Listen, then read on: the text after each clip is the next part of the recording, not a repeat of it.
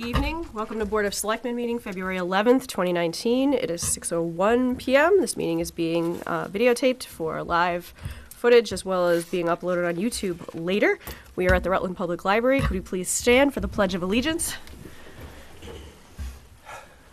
I pledge allegiance to the flag of the United States of America and to the republic for which it stands, one nation, under God, indivisible, with liberty and justice for all.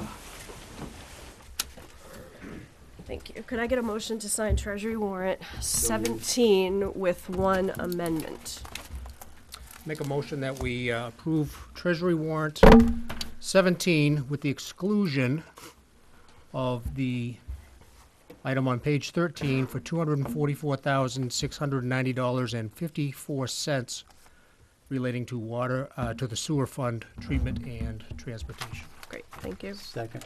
Any discussion? We'll have more discussion a lot later. All in favor? Aye. Aye. Thank you. Minutes? Make a motion we approve the minutes of January 28th, 2019. Second. All in favor? Aye. Aye. Great, thank you. We're going to jump in. We have several appointments in front of us, and just an FYI for anybody who's here tonight, there is also a meeting going on concurrently over at the high school regarding the public budget hearing for the upcoming school budget. That meeting starts at 7 o'clock. We are going to try to get through our agenda as quickly as we can because of it.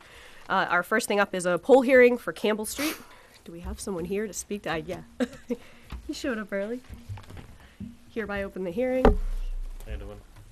Hi. Good name, sir. Jay Lucier, National Grid. Welcome. We have a couple new services going at 125 Campbell Street. On the sketch that you were given, I think it shows 13-50 as the pole that will service the two houses up there. Then there's another pole, 13-50-84, across the street to support the pole line.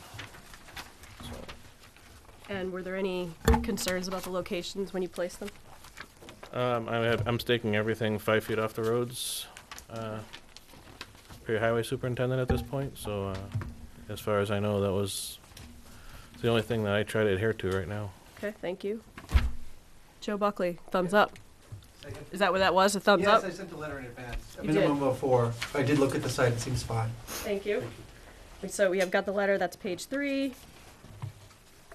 Is there anyone here to speak to the location of the pole on Campbell? Excuse me, 2 poles on Campbell. No? Does anyone have any questions?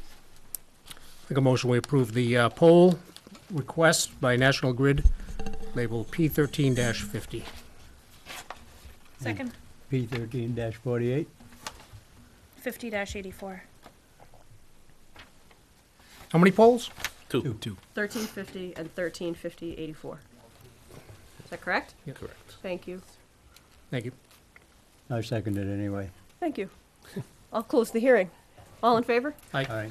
Thank you. Thank you. Thanks, sir. I appreciate it. Onward. Nita Carlson, come on down.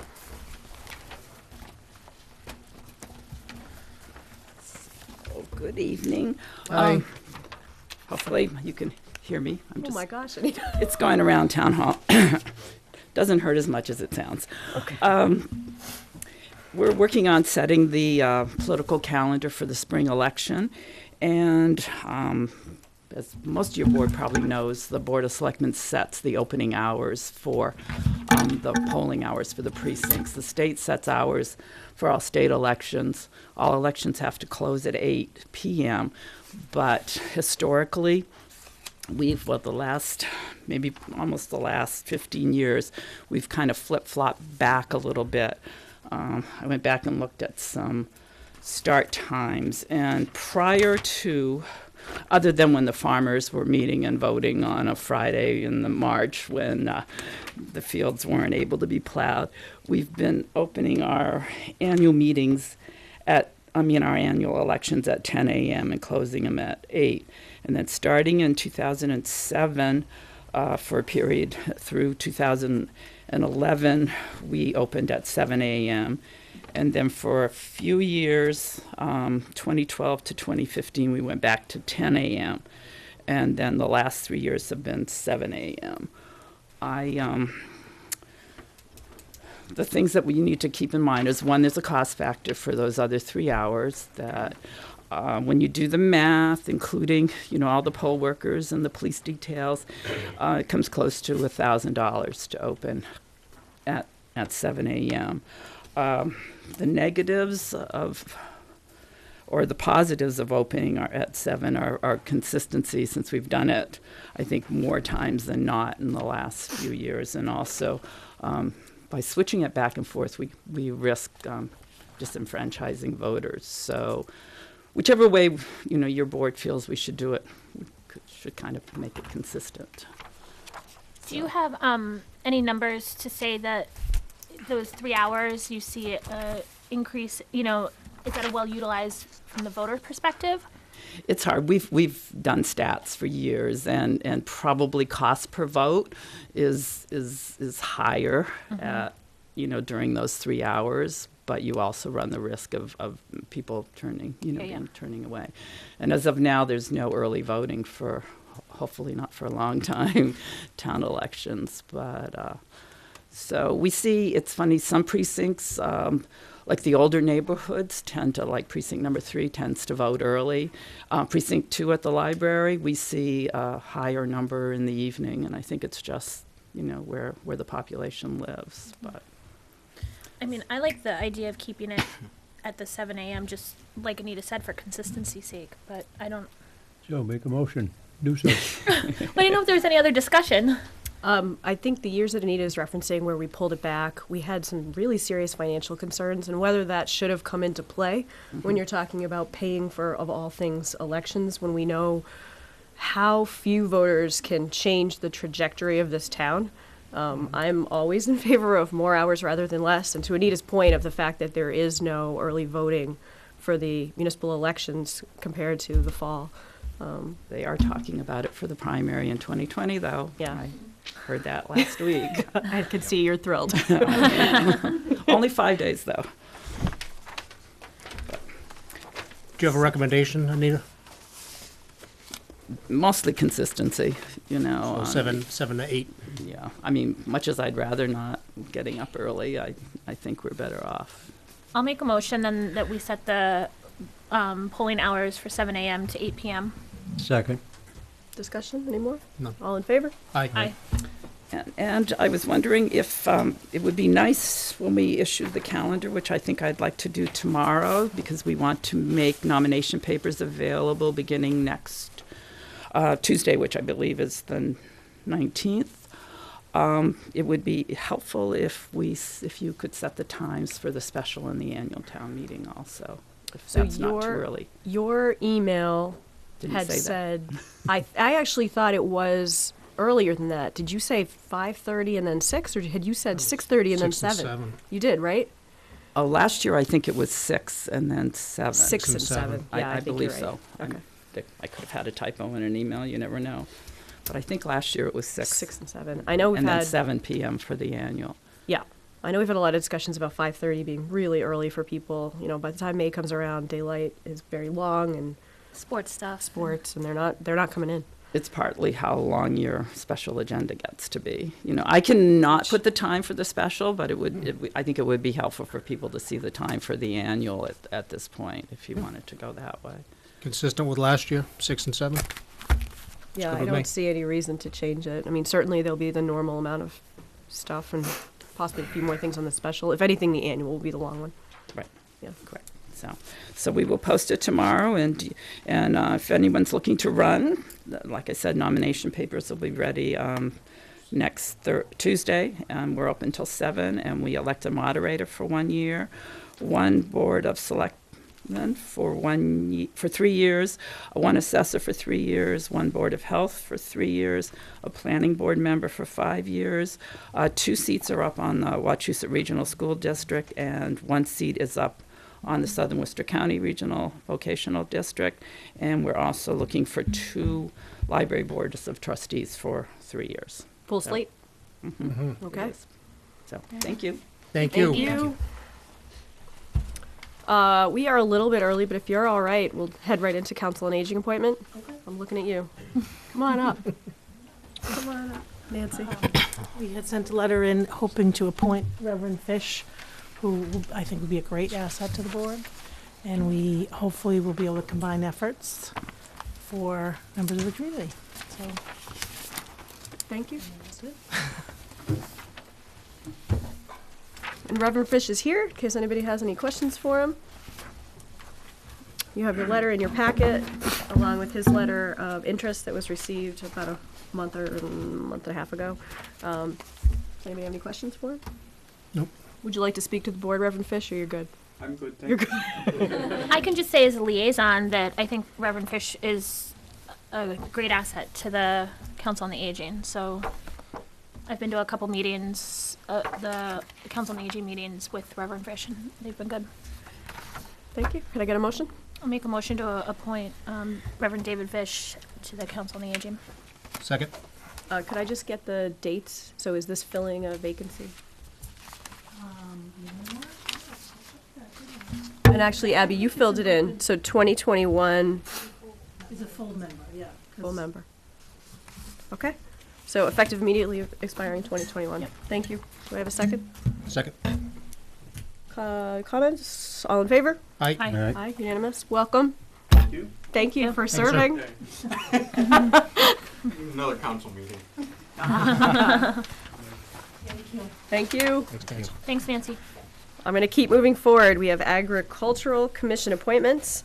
You have a letter from the secretary. And who's here for AgCom? Lots of people. Who would be speaking for AgCom? Anybody, you can all pick, you can all come up, whatever you feel comfortable doing. Well, we have letters. We have letters, so the We appointments. don't, So what they're looking for is letters of interest submitted by Mary Coppola and Angela Rose Swayze, who I believe are both here. And this is for open alternate positions to the AgCom. And come on up. You're halfway here. Jerry Kristoff, I don't, sir. stop 70 Kenwood Drive. Thank you. I'm an alternate, and I've recruited 2 people, You're recruiting 2 people? Yeah. Okay. Mary Coppola and Angela Sweeney. And same question, so these alternate positions expire annually, Right, meaning we're gonna have this discussion again come June, right. okay? Okay, but this gives you a full, This will give us a full board, for the first time in a while, yeah? yes. Okay. Wow. So the people are here, does anybody have any questions? I had asked a question just policy-wise, if having spouses or same family members on the same board had ever been a topic of conversation among the board. And I don't necessarily have a strong feeling, I just didn't know if there had been any conversation or policy or anything on it. In this The o- instance, it's an alternate. No, the only conversations we had, sort of from a nepotism standpoint, were regarding employees. Yeah. Yeah, and management. Yeah. Okay, Thank you, Mr. Kristoff. Thank you. could I get a motion? I'll make a motion. So we have 2 openings. Make a motion that we appoint Ms. Mary Coppola and Ms. Angela Rose Swayze to the alternate positions on the Agriculture Board. And those expire? 1 year. No, so Abby, it's gonna expire along with all of our others, right? June 30th. June 30th, because it's a film. I second it. Thank you. All in favor? Aye. Aye. Thank you very much. Thank you, AgCom. Thank you. Thank you for coming in. All right, And we've got cards. I'm headed to town, what? We have We some. have their cards. Looks like you signed them. Yeah, I think he's saying that they're available for them. Oh, we have their cards. Yep. Yeah, right. Except for Ms. Do you Yes. wanna- Reverend Fish just left. Do you but- want to do the water thing during public comment? Oh, yeah. Well, where is it? It's not even on Behind your here. laptop. What? Behind your laptop. No, I mean on the warrant. I mean on the agenda. That's okay. It's okay. It's what? Under old business, water It's under throw old account. business. All right, fine. Mike asked that we go out of order. Under old business, we have some water sewer items, but one of the items we have some illustrious water sewer people here. Come on up. Well, Ag looks like they're leaving. Come on up. Joe, you want to do the honors here? They don't get to see you very often. I think we need to get you up on camera here. Did you want to give them their appointment cards, or did They gotta be sworn in. you want them to get it from the town clerk? Yeah. Yeah, they gotta be sworn in. So you go to the town clerk, they give you the card, and you get sworn in by Mrs. Carlson. Regular business hours, and that's it. Yep. Thank you. Thanks for coming in. Thank you. Congratulations. So, just to give a little bit of background, we had a brief discussion at our last meeting about the fact that in some cases it might feel like public safety gets all the accolades, and even then it's not that many. But that DPW tends to not get quite so many, and water, sewer, water maybe in particular, is just the invisible link that holds everybody together. It's one of those things where you don't know, you don't think about it at all until something very, very bad happens. And in point of fact, Rutland, knock on wood, has had nothing very bad happen. And in point of fact, we're awarded, Joe, come on up. Joe will read it. Certificate of Appreciation awarded to the Water Department for being awarded 2017 Water Fluoridation Quality Award by the Centers for Disease Control and Prevention. Congratulations. Thank you. Thank you. Thank you. That's actually issued by the Massachusetts Department of Public Health on behalf of USDA. So, And Thank just, you. just to add to your accolades, because you know we're not quite Oh, done, more. you got a very official letter from the General Court of Massachusetts signed by Ann Goby, our state senator, Kim Ferguson, our rep, congratulating you both on the receipt of this 2017 Quality Award from the CDC and prevention. And we really appreciate everything you do. Would you like a chance to make a comment to the public? I think that about sums it up. I have one comment. Water work is often a thankless job, and it's just, I wanted to say thank you. Thank you. Thank you guys very much.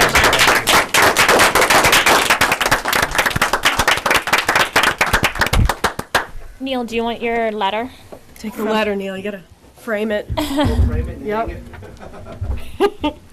Congratulations. You know, I think you should walk down the line here and have your hand shaken by all know. the selectmen. Oh, I can do that. Same with Peter. Get up here, Pete. Congratulations. Cover the room. Congratulations, Neil. Congratulations. Nice job. Oh, yeah. Congratulations. Thank you, Peter. Thank you, Peter. All right, I was reminded that I was about to skip to more business, but in fact, I should do public comment first. So is there anyone here for public comment? No? Public comment? Yes.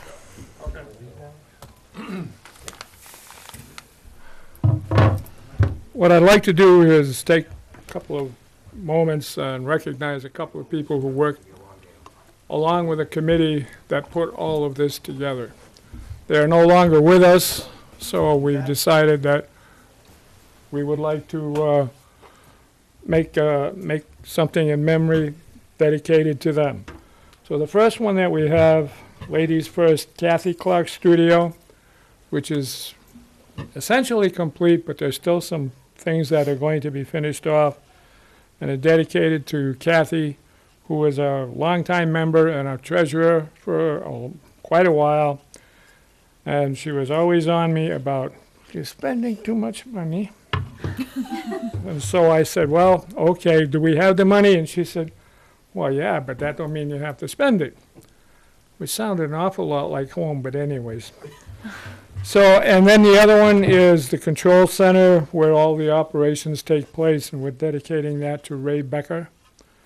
Okay, and he was a longtime member. Always remember seeing Ray behind the cameras. And so with 2 signs here, and we'll get those up on the doors within the next week or so. And it's just our way of saying that the 5 of us that worked here were Kathy and Ray, Brenda, Addison, and myself. And the result was what you see here, and we were all a part of it, and we just want to make sure that everybody gets a mention. Thank you. Thank you. Thanks, sir. Thank you. Congratulations. Congratulations. Congratulations.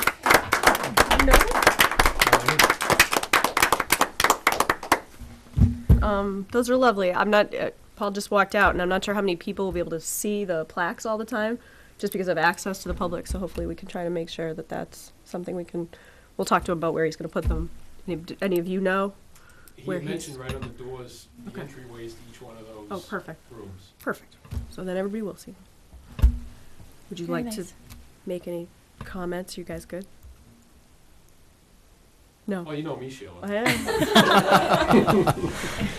I just want to thank Addison and Paul, but especially Paul, for thinking enough of both Kathy and Dad to do that, and just to mention to those guys, and I know they're on the other side of the wall now, that I know the same is true of Kathy, but Dad certainly really enjoyed working with that crew.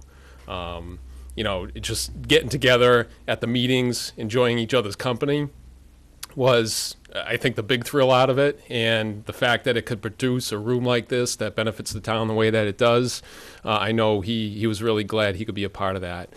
So a lot of thanks goes out to that whole crew, especially Addison and Paul, who kind of did a lot of the work behind the scenes, general contracting this, if you will. So just thank you to those guys, and thank you to you. Thanks, Joe. Thank you. Thank you. I don't know if Skip feels this way, but I can still hear raised voice in my head when we talk about certain things, generally disagreeing with something I've said. But yeah, and it's an odd thing now. I mean, we have Paul who comes in and he speaks, but I still, so thank you. Thank you. All right, now we'll move on to Mike. Go ahead, Mike. So a couple of just quick things here to keep things rolling. Both school districts, both Wachusett and Bay Path, have sent their budget proposals. Wachusett's initial assessment number is a 3.98% increase from last year's number. The increase itself is $479,504, making our total initial assessment for Wachusett $12,542,131. Like Sheila said, their public hearing for this is at 7 today. Daryl and I met on last Monday to have the initial discussion about it, and we have the meeting currently scheduled with FinCom for the 28th at 7:30. Bay Path's assessment came in as well. We were the only member municipality of the Bay Path School District to have an increase in our student population there. All the other member towns had a decline in the amount of students who applied and got in. Our total assessment for Bay Path is $558,712, which is up from last year by about $100,000. So that's where we currently stand initially with our education funding request, excuse me. So just so that is on your radar as we go into the budget process that is coming up, which leads me to my next item on the agenda, which is the budget update. All departments have officially submitted their budget requests to my office. We are meeting, well, I am meeting one-on-one with the department heads over the course of the next week and a half, with the goal to try to have an initial budget set shortly. And Laura is currently talking with Tom Rashala from FinCom to see when we can start scheduling those meetings with the department heads as well. On the town report side, the photo contest is ending soon. We have a couple of submissions now. 6 photos submitted. Couple really good ones.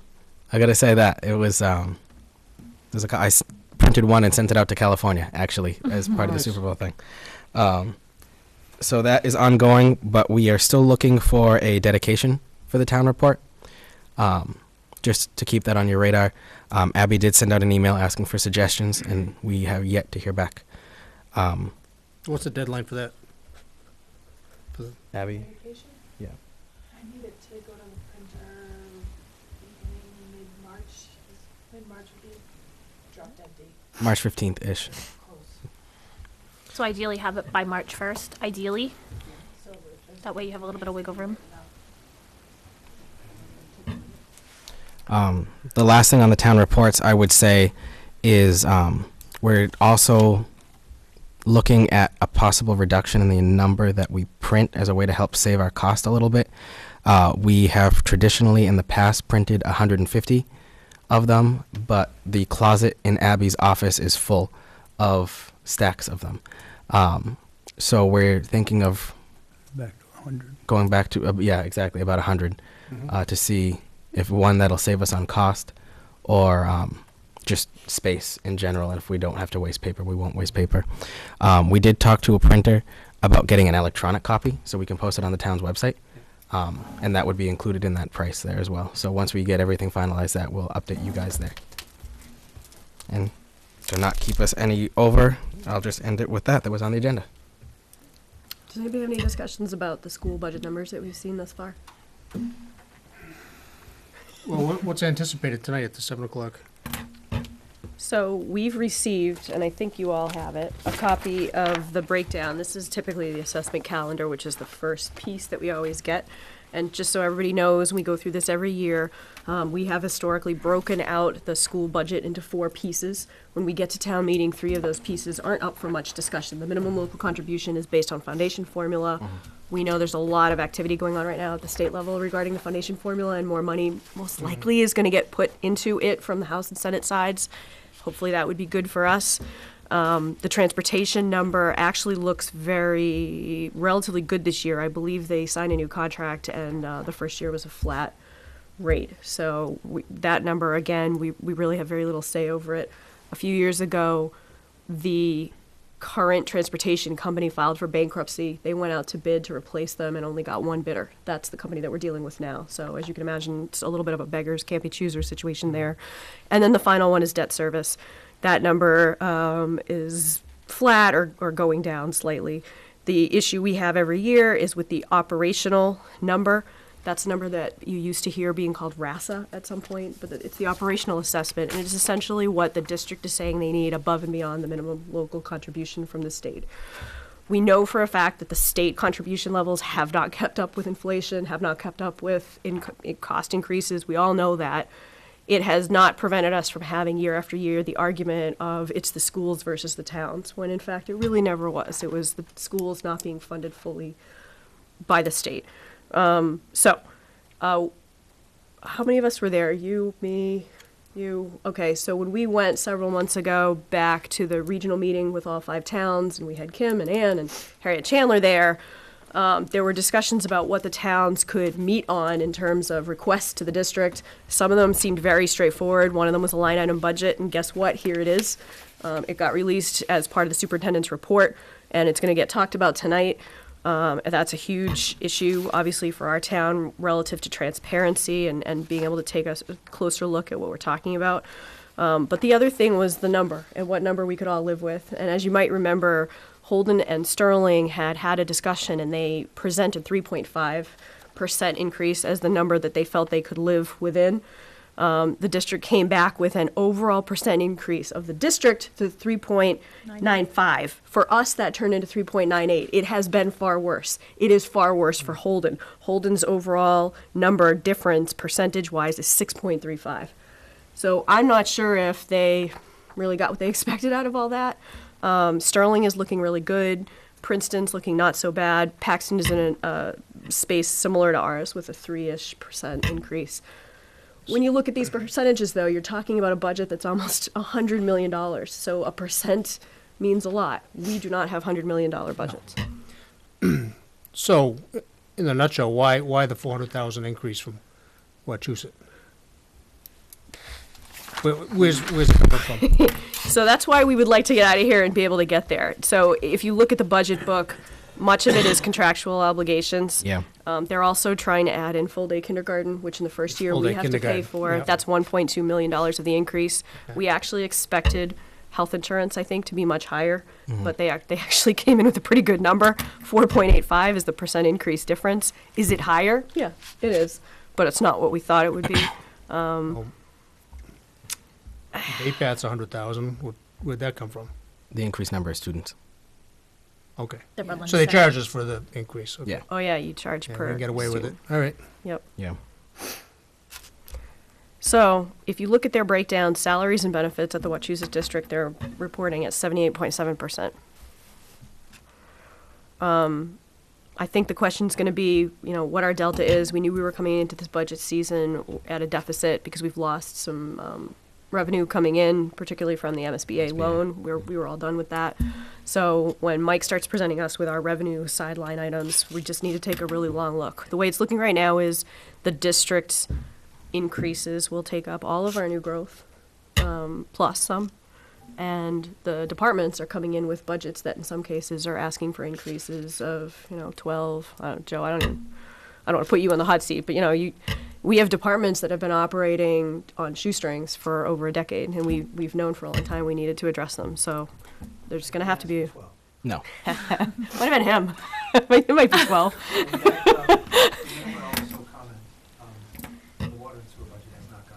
No, yeah, there are some of the revolving accounts and enterprise funds have not been finalized yet, but we are working on the department budgets that fall underneath the tax levy.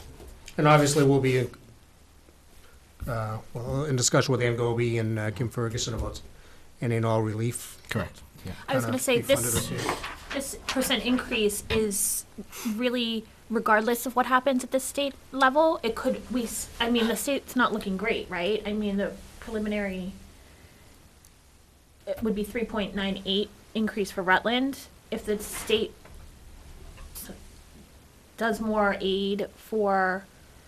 You're saying if the state increases Chapter 70, what would that result in? Will we still be on the, you know what I mean? Like, are we still going to be looking at a 3.98% increase if the state increases funding? So right now, minimum local contribution for us went up $272,000. If the state came in and the foundation formula, Chapter 70 gets funded at a higher rate, the goal, I think, for all of us, and one would hope it will come up tonight, as well as at every single town's meeting with central office, is that the numbers they're presenting tonight and then the numbers that end up going to their budget hearing and vote in March will remain the same, meaning any increases at the state level will get reflected in reduced assessments to the towns. That should be the hope. They shouldn't look to plug other things that they were, having. They hopefully would be held to that 3.95. Exactly what you said. Okay. Yeah. Yeah. But that's not a guarantee, correct? I mean, that's like a hope, but there's no guarantee. We have to see what the House and Senate do. They haven't released their numbers yet, just the governor's office. How does Rutland stand with the other 4 towns as far as this whopping increase? Are the other towns getting sticker shock like us? Oh, in terms of reaction to this? Well, I mean, are they seeing as big a number increases? Yeah, actually, if you look above the highlighted number, those are the other towns right there. This is the sheet that I passed out separately from inside the binder. So Holden was Yeah, Holden. Well, the other ones that wanted the 4% at the meeting, right? Were they? Yeah. And for the record, we fought for 2. 2.5. 2.5. Yep. For a reason. Yep. Well, Princeton did okay. Mm-hmm. Princeton's numbers are really flat, so that certainly factors into it. Mm-hmm. They're also paying their maximum when it comes to the foundation formula already, so they didn't really have any place to go. Right. So there we are. Yep. The last thing I'd say under the administrator's report, just real quick, is that part of the town switch over to FirstNet that was approved prior to me getting here is that we are switching any town cell phones over from Verizon to the AT&T FirstNet state service. We met with the Director Moriarty and I met with the representative last week. And basically the town is, for the same amount that we were paying for our Verizon phones before, we're getting an additional 14 phones that are, I'm going to call them college prep phones. Not a full smartphone, not a flip phone, but we'll call them that. Yeah, they are military grade, so they're bulletproof, waterproof up to 6 feet. And so that way, those phones there will be going into the DPW trucks that don't have a radio currently. And it'll save Joe 20 to 30 minutes of making calls during a snowstorm, as the last time he was calling each person's individual cell phone. Yes, yeah. But this provides us with a brief reprieve there. If someone currently has a cell phone, that assessment was reduced. And we also get 4 iPads, or tablets rather, out of it that can be coincided with the e-permitting software that was approved at Fall Town Meeting that can go to the water department, sewer department, and then the inspectors. So for the same amount that we were paying, we're getting a lot more service. Nice work. Yep. Thanks. Thank you. All right, I'm moving on. Under new business, we have the lease amendment with the Wachusett Regional School District regarding the Glenwood school property. As you know, this is something that Bob saw through, and 2 meetings ago, I think, the district signed the amendment. I think this is Amendment 6 for us, if you actually look at the 20-year lease agreement, and we're 2 years into it.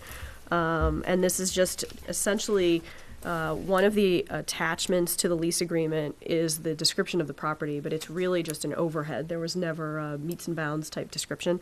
So essentially this amendment takes out those front 8 acres that we've been talking about for possible future field development. So that all went through. It has been ratified and confirmed by the superintendent, and I need a motion to allow the chair to sign 4 copies, 4 originals. Motion to allow the chair to sign 4 copies of a lease agreement with the Wachusett Regional High School pertaining to fields in the front of the building, I guess, right? Thank you. Second. Are there any comments? All in favor? Aye. Aye, unanimous. Unanimous? Unanimous. Yes. Thank you very much. Next, we have a street sign, a community hall study contract that just came in today. Yes. Great. Yes.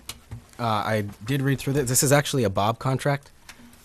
And the only thing I will say is if you read through, this is everything in here, things that Bob and the contractor that was awarded agreed to. So even though if you see things that are struck out, these are things that Bob said, okay, yeah, we're fine doing that. I read through it and it does seem fine to me as well. The bids that came in, this is the only contractor that was under what was appropriated.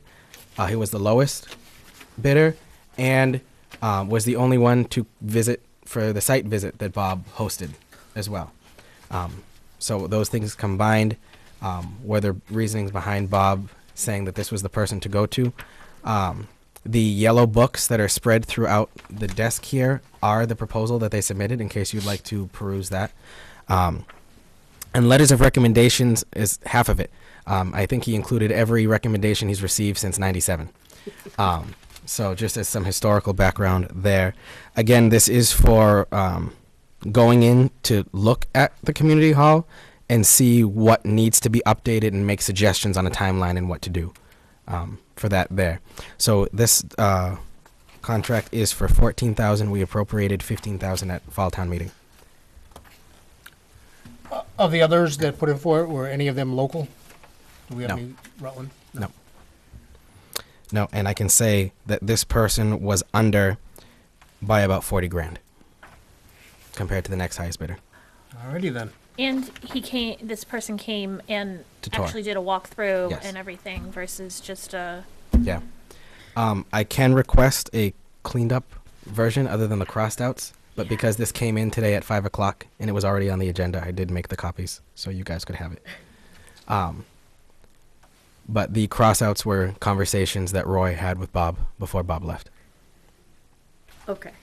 So, we appreciate Roy having already executed this, but yeah, let's Yeah, we'll get the send clean it to copy. legal, get the clean copy, Yep. and that sounds good. Yeah, so that was really more just to provide you guys with an update since it was already on the agenda before. Yeah. do you want a motion pending legal approval that it can be moved forward, or do you want it to go back on an agenda at another meeting?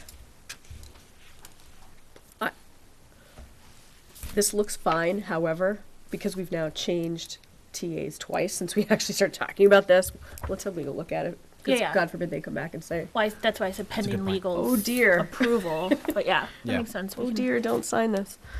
Okay. All right, thank you very much. Looks good. The next thing under new business is a one-day liquor license for the Rutland Police Canine Foundation, and it's my understanding that we're gonna take a no action on that tonight, right? We still have some paperwork that we're waiting for. Did you want to speak to it anyway, Nick, or you're good? No, I spoke with Abby. Abby said that if we're hiring a vendor, the vendor should put in for a license, so Oh, By the next meeting, I should have a local vendor. okay, Yeah, the license requires a pouring insurance certificate, right. which would only come from the vendor and not from the organization hosting. Are you sure? Because we did it for the church. We do it Yeah. for the church, and then we waive the fee. No, they They pour their own. they poured their own. You guys don't want to. We're gonna go with the vendor, most likely. What was Fire doing that they had all their ducks in a row and had gotten a one-day liquor license for the event that ended up getting canceled, but they pulled that license themselves I think they were gonna serve themselves. for the beer garden? Yeah, you got it. They were doing it themselves. They were, also. okay. Okay, you're not doing it yourselves. End of the discussion there. You know, I don't blame Most them. likely I wouldn't not. want to do it myself if I was a police officer. Are you kidding me? That's Well, no, it wouldn't have to be one of the officers, it would be the foundation. Yeah. Right, so technically it wouldn't have had to have been an Right. officer. Right, but Okay. still, I think it would be more appropriate to put it in a Okay, vendor's Alright. purview to do. okay. So, thank you. All right, on to old business. I'm gonna take the easy thing first, and we're gonna bring up the street sign request from Pleasantdale that is revisiting us yet again. And we have a letter from Joe, thank you, Joe, explaining why in great complete detail we can't do it. You can do it. Well, we can't do it. Yeah, You wanna explain it? So I don't have to read the letter. sure. Well, in theory, what on Pleasantdale Road we're asking for is what's called a heavy commercial vehicle exclusion. And that basically cities and towns can't go in and post a road that says no truck traffic. You have to do an analysis for the number of commercial vehicles that are on the road over a 24-hour period. Make sure, there's a bunch of classifications as to why you can and cannot do that, and I included those in the memo.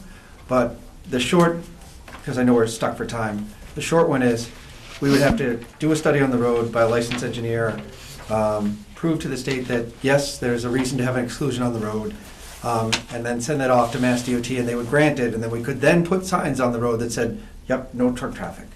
But they're not easy decisions to make, and I want to just caution everyone involved on one key issue. Anytime you do that in a town, you have to have an alternate route named, and you have to have it on a map and named. And when I wrote the letter, my big concern was you were putting one neighborhood group against another, and I wasn't really comfortable with doing that. The final thing I mentioned in the letter was, if a resident were to call, and I wrote the memo as if it was for any resident in town. If someone were to call, we want to look at it for basic public safety concerns. Could you get police and fire through there? Is this commercial traffic hindering that? Or is there any obvious danger that I could see as a public works official? I mean, we would want to respond to that regardless of this request.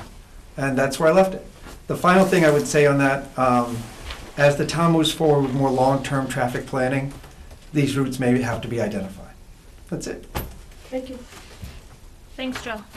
So, We also had another one on Sharnock Hill, it's called a couple times too.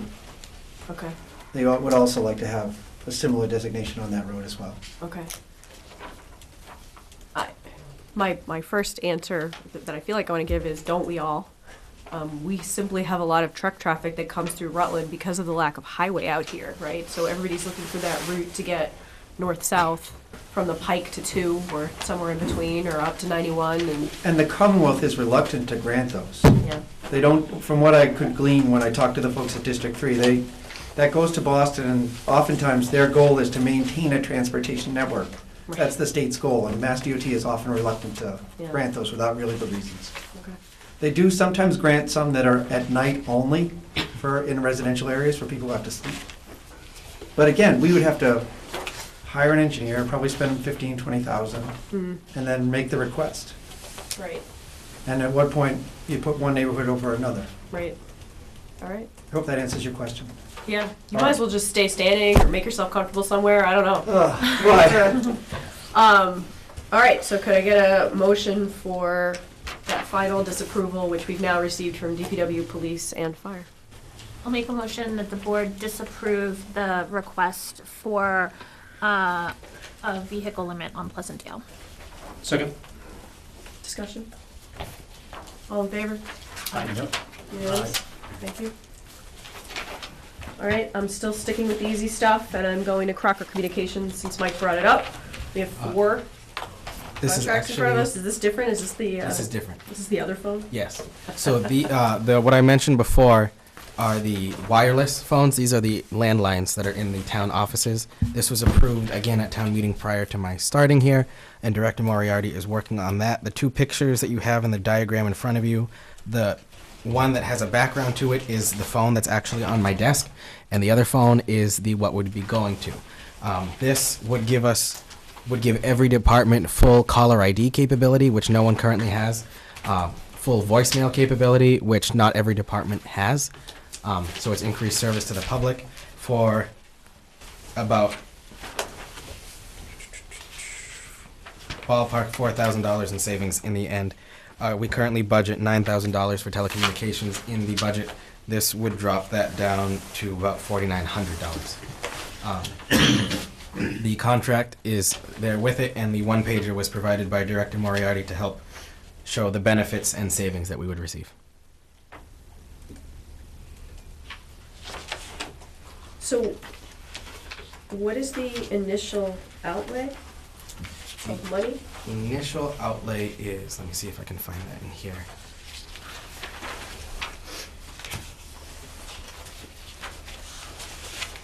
It was what was, 6,400? yes, and that was already appropriated for in a previous article.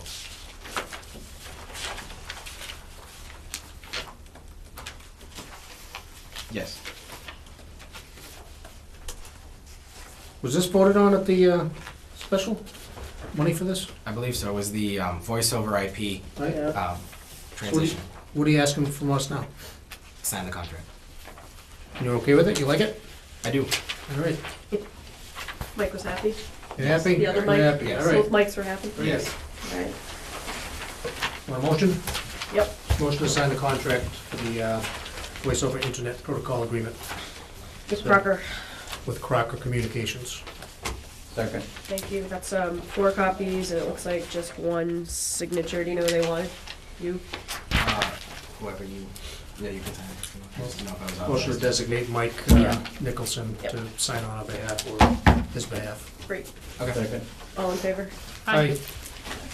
Just as a clarification, those phones, unlike the ones I talked about earlier, don't have the, what I'm calling the ice storm feature. And that if phones go down, like they did in the ice storm for a long amount of time, the phones that I talked about the highway department having, the cell phones and the tablets, will have full access during those periods because they're on the emergency network. These are just on regular network, but with utilizing the existing fiber optic cable that exists between the buildings that are currently there but not in use. Sounds right. Okay. Thanks, Nice Mike. job. Sign Thank you. this tomorrow. Yeah. Okay. Water and sewer accounts. Where do you want to go, Joe? You want to sit and be comfortable? Well, do you really only have 10 minutes? No. No, it was a goal to Where's the, move everything along where's the hearing? at the high school. Do you want to go? Not really. No. This is important. I just, Complicated and a pain in the neck. Thank you. I have mine. This is, ours is different. Oh, this is more. Okay. Thank you, sir. My outline of what I was going to go over tonight, just to try and bring folks up to speed.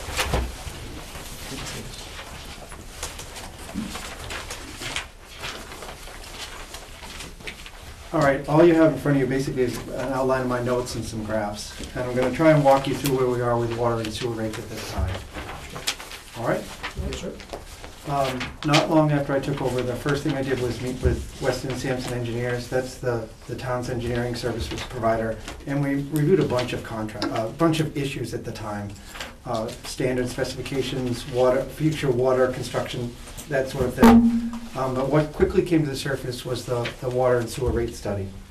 And what prompted that was we had gotten some rather large bills from DCR for transportation to Worcester. And we saw more bills coming down the road. And we had to, I looked at what we had for bills coming in and what we had for money coming in and bills going out, and I just didn't think we could do it. So I just jumped in head first into the rate study and started asking a lot of questions and worked with Weston Sampson, and they had basically hired a sub to do the rate study. That's the Abrams Group. And I hope that, and I tried to detail a lot of this in the email I had sent out earlier. The Abrams Group is an accounting firm that specializes in government work. Weston Sampson didn't have anyone in their wheelhouse to do that work, but they knew our sewer system and they knew the needs of the town of Rutland, so they worked hand in hand.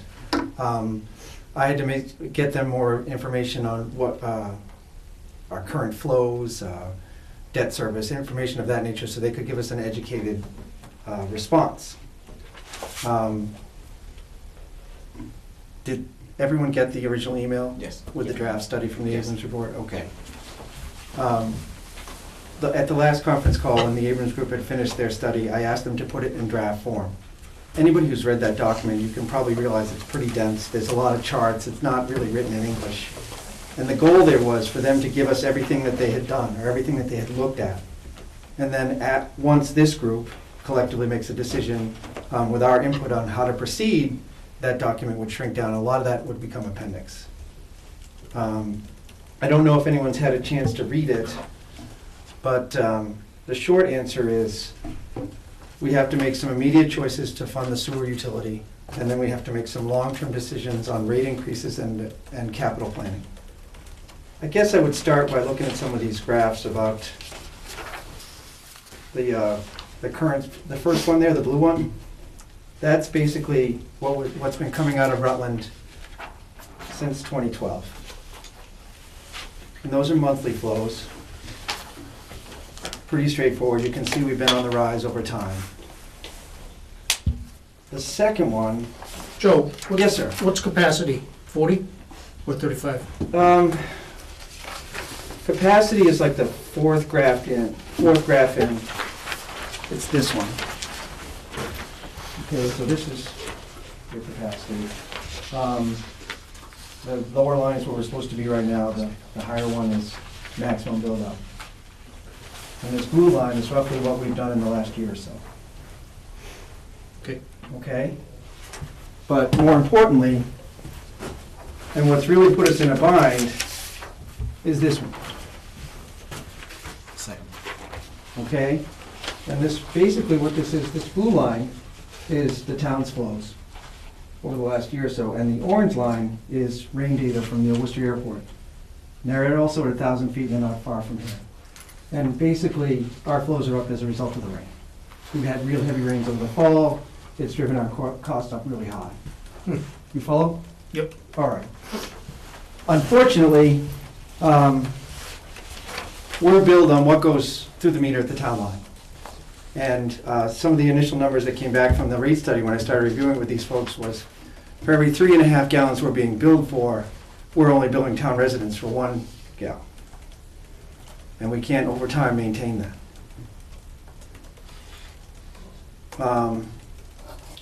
So where are we at? Luckily, water seems to be in a much better position. They're in better shape financially than sewers, but we have to make some immediate short-term decisions on how to fund the sewer utility. And believe it or not, I actually got the hard numbers from Weston Sampson at like 6 o'clock. I can read you some of those if you'd like. Do you have proposals or recommendations? Not yet. Not yet. I think we have 3 core decisions we have to make. The 3 core decisions are what to do in the short term, and when I read you the numbers, it may make a little bit more sense. Because the rate increases could be in excess of 100% for the last 2 quarters to fund the gap, and that's not realistic. Negative. So we have to look at some additional revenue sources, possibly the water accounts, and what we can and cannot do legally. I had a healthy conversation with the administrator this morning, and ultimately we may have to go to council to find out exactly what we can and cannot do. Because the Department of Revenue is kind of strict on how you manage deficits of that nature. My last water bill was $350. Okay, Right? Is that a quarter? that's a quarterly bill. That's a quarter, right? Right. In all frankness, Cannot go to $700 a quarter. we have no intention of making that recommendation, Yeah. honest. But I will try and read you some of the numbers they got so far. It's been a long process, and the most challenging thing I've seen is between the engineers and the accountants, you get reams of paper, spreadsheet after spreadsheet after spreadsheet. And finally, what I said to them today was, gentlemen, we really have to have a very narrow number, boil it down. What's it gonna cost the average ratepayer quarter after quarter after quarter to fix this? That's basically what I asked for. And I got that just before I came into the meeting. Is the sewer rates calculated based on water usage? So is it assumed that whatever water is used, and is that how it's billed? Like Yep. water in and then that equals Right. sewer out? Yep. I'm not on water or sewer, so that's why I'm asking. That's why. It's, Okay. there's no way to meter the sewer. Right. And then if we have I&I coming in, that's additional waste going out that isn't captured. Right, would you like to know what I&I is, or do you understand that? I put that in my outline, but I didn't get into it. I think I kind of understand just from, Gary talking about it previously and everything, but I don't know. The Joe saying that what we bill the residents, we bill them for every 3 gallons we're metered. We bill them for 1 that's taken in. That's when it leaves us and goes into the resident's house, that 1 gallon, that's where they calculate that number from. Mhm. But what's being at the meter is 3 times what we have going into the house. So the II is... We have a couple other funding sources that are built into the bill from some previous capital improvements. Yeah. II, and I forget the other one. I forget, yeah. Sewer It's an construction. added fee onto the current water bill on top of what the meter rate is that's currently there. But the II, high groundwater that leaks into the pipes, things like that. It's like, you ever seen a fieldstone basement? Yeah. And after a really wet spring, water seeps into it? That's what happens to sewers on a much bigger scale. Yes, we do. Yeah. Who's gonna be working on some plans, some solutions, some proposals? I have, in all frankness, there's a lot of moving parts to this, and I do have some proposals in place, and I've got to put them in writing. My hope tonight was to at least start the conversation, and try and get you folks up to speed, let you know it's coming, let you know that we don't have a lot of time to make decisions. If I could push it off to July 1, I would, but unfortunately, we're looking at deficits around 300,000. Anyways, I'll try and give you some numbers. Just give me a second, please. Okay. When's our water and sewer moratorium up? June. June 30th. Just extend it. I've already said. Yeah. Yeah. That's a recommendation from Joe and I. Yeah. I'm just trying to put this in English for you. I'm sorry. While Joe is working on that too, Joe and I will continue to work on this with Weston and Sampson, as representatives who talked to us this week about this, to make sure that we get something concrete real soon. I can't do this without printing it out. I'm sorry. Is this too Oh, much? that's data? fine. That's fine. We put it on the agenda for the next meeting, and Well, yes. We need to have a very specific water sewer commissioners meeting. We want to post it that way. We probably want to have a hearing when we get to the point where Joe starts recommending what we're going to do with the rates, to get a lot of public input on that. So it's possible that the next meeting, all we want to do is continue our questions. If you have specific questions, I don't know how deep everybody got into this document, especially the big one that he sent out earlier. This would be the time so that he can prep that. We can have another conversation, a follow-up. And just to circle back to the bill that we pulled off of the warrant, and Joe and I have gone back and forth on this. He has explained this very well. We understand that it was a very unusually wet weather season. However, we've spent hundreds of thousands of dollars on treatment of I&I issues within the town over the years, and we would like to ensure before we pay a very significant bill that this wasn't simply weather-related and unavoidable, and to see if DCR in particular needs to take a look at the work that it's been doing on the trunk line that it owns in the center of town. We know that Holden is having similar questions, more relative to the city of Worcester and where stormwater is going and whether or not they're being billed for Worcester's stormwater. And so before we paid the bill, we really just want to do our due diligence, cross all of our T's, dot all of our I's. And I guess, Joe, my first question for you is on your second chart relative to wastewater flow and rain data. Yeah. And it sort of follows, but it's not a direct relationship. So I guess I'm wondering, yes, we saw the uptick in rain, and I think we saw it start right about June, and it ticked up and then kept going up but leveled off a little bit. But the spike in flow, CCF, actually dropped well before the spikes. The spike was maybe halfway gone. It was dropping our flow, and then all of a sudden jumped. If I just come up and see where you're at. Yeah. Around September.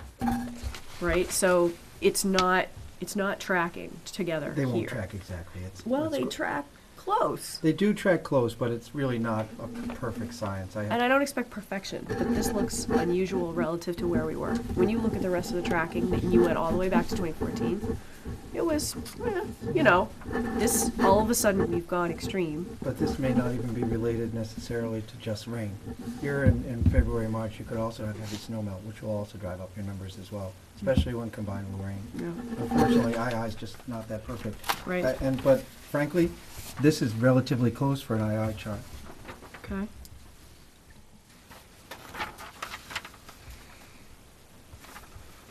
I'm more concerned with the one that shows, Is it the last page? The last one. This one. no, No, keep going. one more. This guy here? It's like this. There it is. Okay. So, and I didn't, do you mind if I stay up here? Yeah. All right. Stay up here. I didn't do the best job explaining it. The previous town administrator, Margaret, I forget her last name, Narnowitz. Yeah. had worked with the previous superintendent, and they saw the writing on the wall with shortages in the account. I guess historically you've had to go to make amendments to how you pay your sewer charges late in the fiscal year anyways. A couple times, yeah. And that's what this is indicative of. So here are your charges relative to flow, and eventually, again, back to the perfect storm I mentioned, Yep. your flows have exceeded what you have coming in. Yep. Just a snapshot, right? Here's what we have coming in. Let's say, In 14. hypothetically, it's been relatively flat. So we have not been raising rates, maybe as we should have, but, That's all right. hindsight 2020, because now we're looking at ratepayers who might see a significant spike. But there's 2014. There we are going along. What happened there? Snapshot. And I understand you don't have, some sort of weird backwards vision of knowing exactly what happened. But what do you think has been going on here? And then all of a sudden we see this very odd, you see what I mean? It's tracking, a spike here. The spike correlated to this, right? We saw an uptick, but then here we don't. And here we're completely off track. This is where we've gone wrong. Yeah?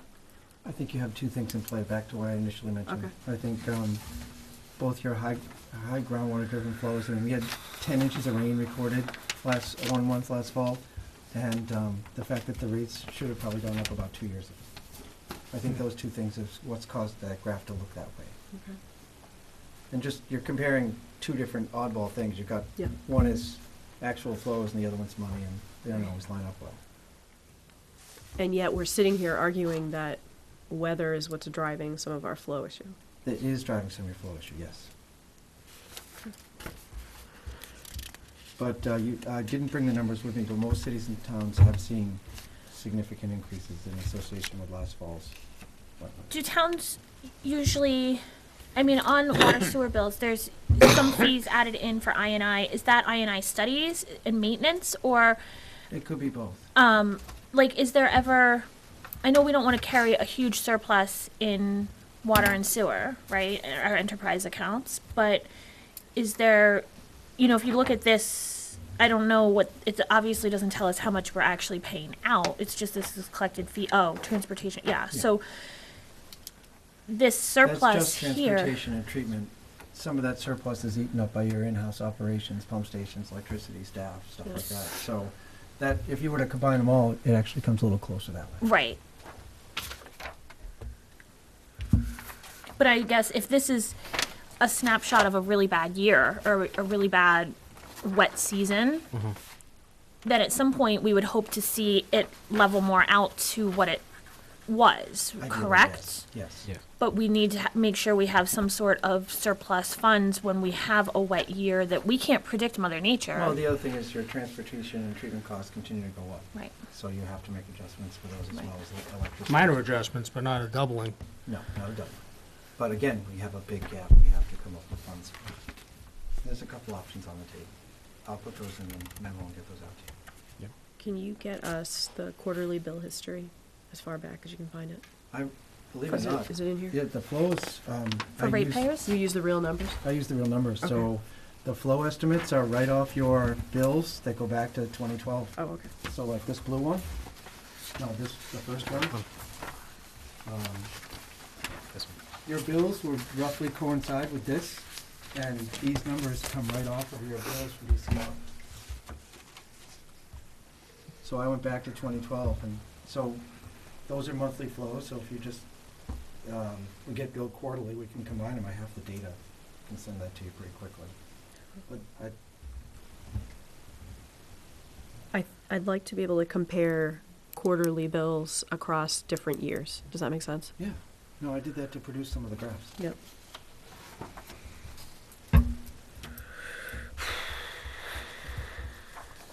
Okay. I wish I had better answers, you know. So does anyone have any questions about II? Current flows, I&I is still, there's still I&I work being done, that you'll do that forever? Right. Anybody who runs a sewer system, it never goes. right, but I thought there was a current fairly big chunk of I&I being done. I don't know. Joe, correct me if I'm wrong, we do II work on our own pipes, correct? Yes. There are pipes within Rutland that are not town-owned, they're owned by DCR, that tie into our trunk line where the meter is, correct? Yes. Okay. Now, somebody mentioned DCR before and asking them, I've already sent them a pretty intense email today, you Yeah. got it, Yeah. that asks all the questions you just asked. How often do you maintain the lines, have you done any II work on our lines, all of that. Yeah, I can forward the email on if you want, but I've already asked them. Something's going on. And I asked, well, the numbers are up. So we don't have DCR answers yet, right? No, we don't. Not yet. But I don't know, even if you had DCR answers, that, a couple things you have to remember about the sewer use agreement. Let's say they decided to go do a bunch of II work in the next year or so, and they did CCTV, clean, camera inspect the lines, and seal them. Those costs get passed right on to us. They're only gonna end up in the MWRA cost that we pay now. When we get billed quarterly for sewer, we get 3 bills. One for the use of the line, one for the Upper Blackstone Valley, and then one for any maintenance Now, done. The Upper Blackstone is a flat assessment. Yes. That's just one consistent quarterly charge. Yeah. It's the DCR that we pay to the city of Worcester. DCRX is the intermediary for Worcester and us. And then the maintenance cost that goes up there. Because if they do any work on the pipes here in Rutland, they then send us a bill for the work they did on the pipes. They pull a tree off the easement, they send us a bill. For the cutting down of the tree. They send us a bill to paint the door and the Sleep on the side of the road. And the facility where they have the meter is. Yeah. Any work. Costs Yeah. passed on. Any work that they do that benefits us, they split. If it's something that's done that they think will benefit the full system, they'll split it between all the towns in their system. All right, so then when's the last time they TV'd their line? Well, They would have that's sent us that the bill. question I asked them. Right. Now, when I first got the bill and I asked that question verbally, they explained that they do that all the time. And I asked to have copies of the reports, and I have yet to get them, so I put it in writing and copied the director and the DEP today. Makes you wonder Dust. if there's a big blowout somewhere. So again, any other questions? We had 2 fairly large water main breaks before you came, right? One was in mid-June, Last day of school. last day of school, and I forget when the other one was. Neil, you might remember. I don't know that it was necessarily enough to have caused an uptick. Do we need to take a look at that in our own house? Professionally, I would say no. Okay, You'd have to, there'd be no way to get that into the line easily. yeah. Unless you're, diverting your broken water main into a sewer, that would be about I it. hope not, I don't No. think so. Okay, is Weston and Sampson prepared to come in? And They are, I already face asked the them, once we music? make a decision. Now, again, Mm. the decisions that are gonna be critical, how do we fund the shortage this spring? And what do we want the rate structure to look like going forward July 1? Those are the 2 big ones. In the rate structure is how we fund capital improvements. things like the pending water work that has to be done in the Laurelwood area. How do we fund those with loans, or do we want to try and keep using retained earnings? I'm reluctant to use retained earnings only because it'll drive the rate up. And at this point, we don't need anything that would drive the rate up. Well, we don't really have retained earnings if we pay the bill. We do in water. We do in water, but that's a different conversation. It may not, it ultimately may not be maybe a different conversation. The two may ultimately be combined. And they haven't identified deficiencies in the water doing structure as well. Not as bad as sewer, but they're there. Do we have a final word on what it would take to combine the water sewer enterprise accounts? A town meeting vote? I would think. Yes. How much are in those, do you know? Say again, please? How much are in the enterprise? 20,000. Nothing, In especially free cash nothing. and sewer. Drop in a bucket. And 700,000 in water. Of which we recently spent about 300,000. No, because that's we- after the 300. Oh, that was after. Yeah. No, that's what I meant, of which we recently, sorry, you're right, I phrased that wrong. We recently spent down that account. It was Right. nearing $1 million. Okay. Now, there's some caveats to doing what you just suggested. I don't think you'd be able to access the funds until after July 1, and you would have to go to town meeting to do it. Absolutely. Because they're town accounts, so. And based on a conversation I had with the administrator this morning, we've asked that our town council get a hold of, what do you say, tax attorney on staff? Yeah. And have them review all of these procedures just to make sure. Joe recommended just to make sure that we don't start thinking of an option That that actually we then isn't. can't do. Yeah. Yeah. Can you remind me, and this is on the front page, so 1,600 water accounts and how many sewer? I want to say 1,500. I think That's the gap close. between the two is about 100 accounts. I think so.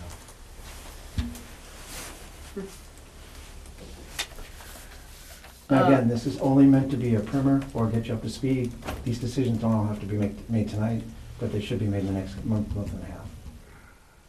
So the short-term decision is how to bridge that immediate gap Yes. of 300, 350. Yes. And then the longer term is how it's going to look going To forward. make sure, come- A, that doesn't happen, Yeah. and B, we can fund ongoing repairs in the system. Mhm. The issues with the DCR, we're on them for that. We'll see how that works out. Some of that may come into negotiation when we enter into the next water and sewer, next intermunicipal sewer agreement. Mhm. We can hold their feet to the fire on those issues as well. I didn't mention, Sheila, I'm sorry, in that memo I sent to DCR, one of the things we asked for was an updated model. And basically what that means in English is, they look at the capacity of the pipeline from where it leaves Rutland to where it goes into the plant, and they can give us more updated numbers. The model and the flow data is probably 20 years old, so we asked for some updated information. That would play into your, the sewer build-out for the town. Okay.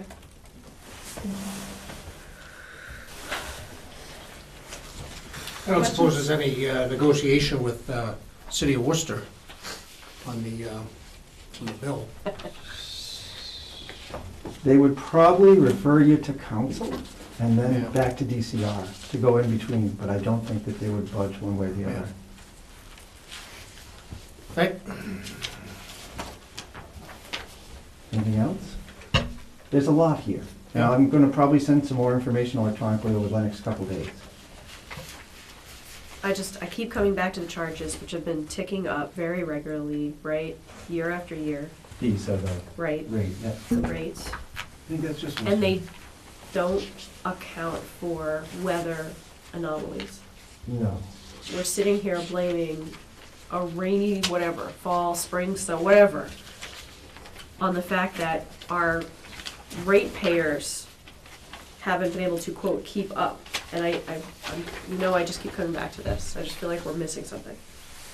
Well, how many houses have tied into the system since the beginning of this graph and currently? Well, that's just more ratepayers. I mean, by rights, they're Well, they're also- paying for what they use. That's not really. No, but what he's trying to imply is has the flow gone up as a result of the increase in ratepayers, not just wet weather. And there has been some increases because of more ratepayers, yes. There is gonna be Sure. some increase in flow. Yeah, the subdivisions that were exempt from the moratorium. The does add to the flows, yeah. Right, but that's a steady uptick. Yeah. That's not the spikes that we're seeing, that we essentially are now Well, blaming nature. it's either Pretty I or much. nature. But, and with an ebb and flow, you would hope that Back to there's blaming nature, okay? Two key things. One, the town has consistently done II work, and the state has asked every community to do II work and report back to the state on how much is being done. The only difference with Rutland and some other communities is that the sewer mains that aren't owned by the town, that we can't verify that II work has been done, those are owned by DCR, and we've asked about those. Yep. So if we continue to do II work, and we're able to get DCR to improve, or at least verify the condition of II for their mains, some of these numbers should get better over time. I mentioned DEP because DEP recently said to DCR, you also have to prove that you've done II work on your infrastructure. They've given DCR a little bit more time to report back. The town had to report about a year ago. DCR should have to report soon, but they are also being held to task. So over the long term, it should get better, but these are long investments, 5, 10 years. And sometimes some II improvements have to be done again, and they're not always finite. I was gonna say, my understanding for I&I is it's kind of a continuous cycle. Yeah. You finish everything and you start back at the Start beginning. again. And we got some old pipes out there too, right? Yes. One of the Century things, old. one of the things Joe and I had talked about before is one of the reasons why you see this a lot in your sewer lines is unlike the water lines, they're not pressurized. So a lot of the times with the sewer lines, you're using the bottom half, but not so much the top half of the pipe. So the old joints or anything like that, that's where, Pressure's lower inside the main. exactly. So you're not gonna have something like the water where it stops water from coming in because pressure's higher. The groundwater goes up, the pressure goes up, and it has to go somewhere. Back to the leaky basement. Yep. Right. Joe and I are gonna continue to work on this, like I said, and talk to Weston Sampson and try to So, prep things more. I hope I've given you enough to get started. thanks for all the work you've been doing on it, because I don't think we knew that it was. Okay, so, what? So I think what we should do, sorry to interrupt you, Yeah, for your next meeting is keep it on the agenda, okay, and I should try and get you some finite recommendations in about a week, okay. and we'll have to make some decisions. So can we have the straight out, just I've got those. It's history just- on the quarterly bills? We can see what they've been. Oh, sure. Can we get can we get Weston and Sampson's most recent, I shouldn't say their most recent, but their report on our I&I programs that we've been doing? So Yeah, we can see how I have far a behind spreadsheet we for that, are. too. Great. And the numbers that we were talking about that you said just came in email that. Yep. I mean, I It's think just, you're gonna pull that. there's 3 basic options in that email, and I'll forward that. Mike, you got it, you can forward it tonight. Yeah. There's the do nothing except raise rates to cover the gap. There's combining the water and sewer accounts. There's doing it's a RAM and it's an expected earnings type of a loan to cover the gap. There's things in there you can and cannot do, but. An anticipated earnings loan, meaning you're anticipating that weather will balance out and that you'll get back to a place where. I know, it's not realistic. It's Well, not. no, I'm just wondering. And again, But also- you've also had real shortages that have nothing to do with weather over the last couple of years. The Yeah. rates should have been raised previous to now. But you went back a lot longer than just that. I did. And everybody was doing okay, pretty much up until October 2018, when what we took in did not meet what our transportation and treatment costs were. It wasn't great, Nope. it wasn't high enough, but it was okay and it was covering the Now, which bills. one? No, back. Look, right But there. barely, yeah, and Well, no, I know, this is I only know. T&T. This No, doesn't I include know. all your other overhead. Right, so maybe that's something We have that too. okay. We just had to make it as simple as possible, to get the information out. More color, no. Okay, all right. Anybody have anything else we need to ask him for? More charts? More cowbell? Well, you asked for more Yeah. spreadsheets. Options. Yes. We'll lay out 3 basic options and we'll have to make a decision, that's all. Thanks, All Joe. right. Thanks, Joe. All right. Thank you. Thank you very much. Keep up the good work. All right, we have nothing under correspondence. Is there anything else to come before the board? Otherwise, we are headed into executive session. Could somebody make a motion? Make a motion, we go into executive session for reason number 7, to comply with or act under the authority of any general or special law or federal grant in aid requirements. Also, reason number 3, to discuss strategy with respect to collective bargaining or litigation if an open meeting may have a detrimental effect on the bargaining or litigating position of the public body, and the chair so declares, related to DPW and patrolman contract. Second, clock eye. Whitman, aye. Stillings, aye. Only to return for the purpose of adjournment. Did I? Only to return for the purpose of adjournment. Thank you.